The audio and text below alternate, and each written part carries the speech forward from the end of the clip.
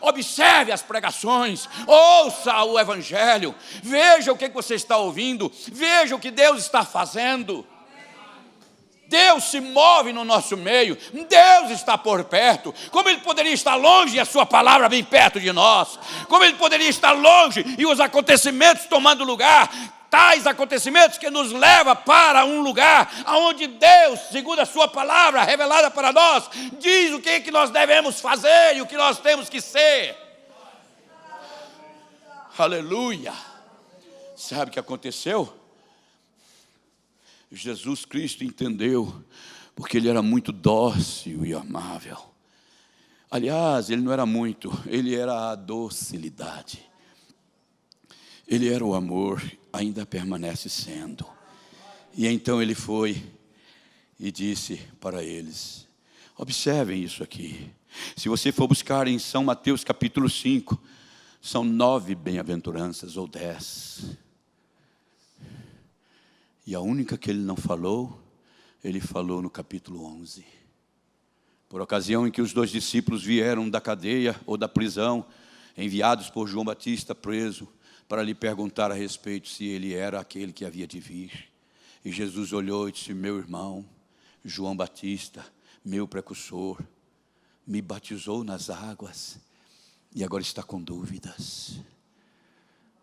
Dúvidas provocadas e produzidas pela circunstância que estava vivendo. Aproveite esta noite, seja qual for a circunstância que você esteja vivendo. Não te escandaliza. Não te escandaliza em Deus.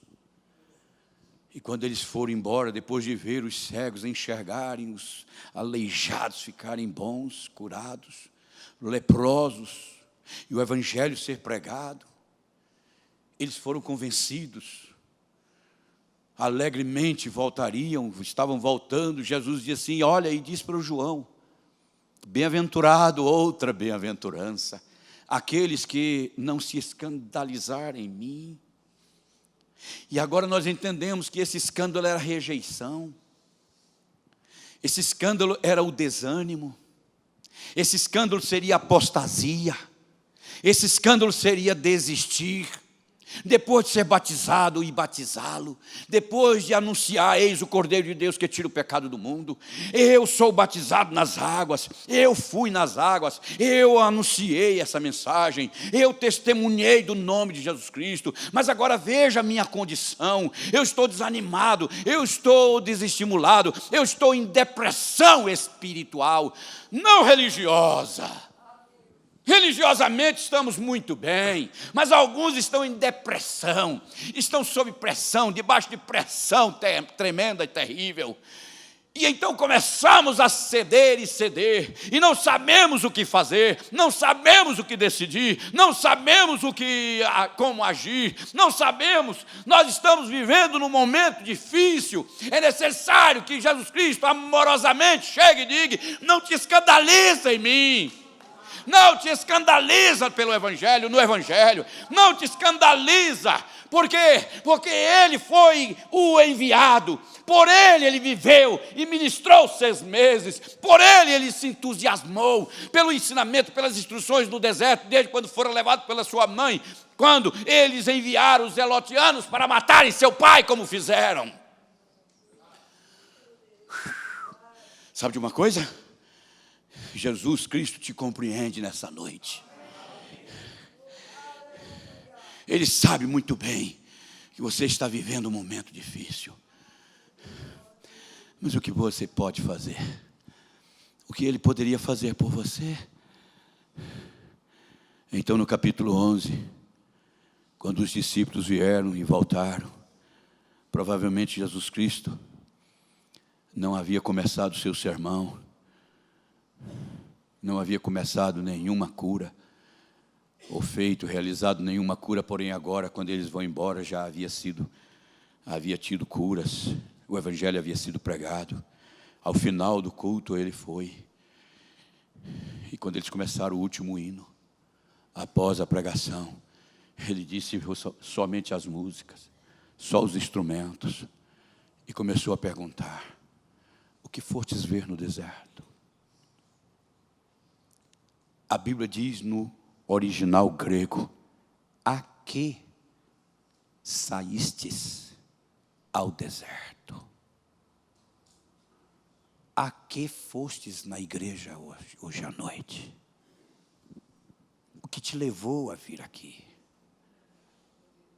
Isto me faz lembrar de uma noite de 24 de dezembro de 1961, em Jeffersonville, Indiana, 30 centímetros de neve, altamente perigoso. É recomendado pelo serviço de trânsito da cidade, ali nos Estados Unidos e em qualquer lugar da Europa, onde a neve sobe a 30 centímetros, 30 centímetros, que ninguém saia com o carro, que ninguém use as autopistas, nem mesmo da sua própria cidade. E então aquilo emocionou o pregador daquela noite, William Branham, e ele disse: ó Deus, Tu és o poderoso conquistador, conquistastes lá no Calvário a alma de cada um desses que pode enfrentar 30 centímetros de neve para chegar até aqui e ouvir a Tua palavra.